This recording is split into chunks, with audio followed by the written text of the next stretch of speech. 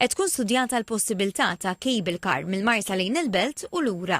Ritratti li kiseb TVM News juru il-modelli differenti li qed jiġu konsidrati għal dan il-proġett li jekk isir ikun qed joffri veduti spettakolari lil kull min jirkeb fihom tal-Port il-Kbir u l-madwar.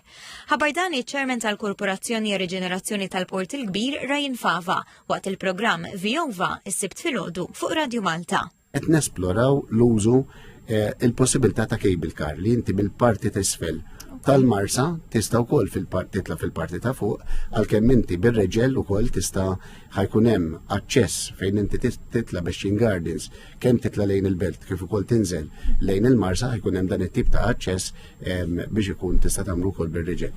Dan il-proġett qed ikun studjat bħala parti mill-ħidma li għaddejja fuq il-pjan ta' riġenerazzjoni tal-Port il-Kbir li tħabbar aktar kmieni din il-ġimgħa u li bħalissa jinsab għal konsultazzjoni pubblika.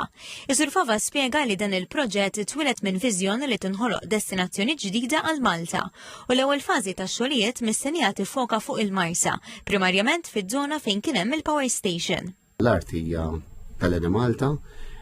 Allura għandna aktar potenzjal fejn nistgħu niddeċiedu minn dak li rridu nagħmlu u ġo din iż-żona qed naraw illi nagħmlu mixed use. Nagħmlu dak it-triangular effect fejn inti għandek uffiċini, fejn inti għandek food and beverages, fejn inti għandek retail outlets. Dirja biss waħda minn 4 fażijiet fil-proġett kollu li jinsab disponibbli għal kummenti tal-pubbliku.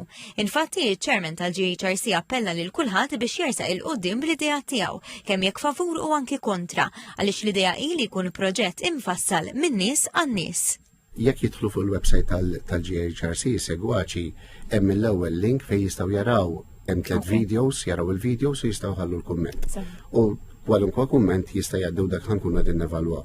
Meta tkellem dwar l-isfidi u l-kritika s-Sur Fava sigura li ħadd mu se jkun esklus u li l-qasam marittimu se jingħata priorità assoluta, tant li fil-ġimgħat u x-xhur li ġejjin se jsiru laqgħat mal-stakeholders kollha biex ikunu diskussi rilokazzjonijiet possibbli anki lil hinn mill-Port il-Kbir.